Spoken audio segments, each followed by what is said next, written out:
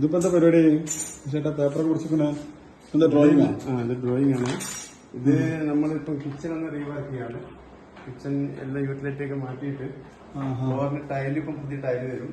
അപ്പൊ ഇതിന് വരാൻ പോണ മോഡലാണ് ഇപ്പൊ ഇത്? മോഡലാണ് ഇത്. ഓക്കെ, നിങ്ങൾ വരച്ചതാ? അതെ, ഹാൻഡ് വർക്കാണ്. അപ്പൊ നമുക്ക് മോഡലൊക്കെ നിങ്ങൾ വരച്ചു കൊടുക്കുമോ? അതൊക്കെ ചെയ്ത് കൊടുക്കും. ഇതിലിപ്പോ എന്തൊക്കെ വരാൻ പോകണം? എന്തൊക്കെ നമ്മളിപ്പോ പിന്നെ കിച്ചൺ ക്യാബിന് കംപ്ലീറ്റ് മാറ്റിയിട്ട് പുതിയ ക്യാബിൻ അടിക്കും.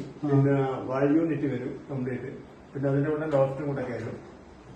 ഇവിടെ ഈ ഭാഗം ഇവിടെ പിടിച്ചില്ല? അല്ല, ഫ്രിഡ്ജ് ഒഴിവാക്കി ഫ്രിഡ്ജ് പുറത്തേക്ക് മാറ്റിയേക്കാണ്.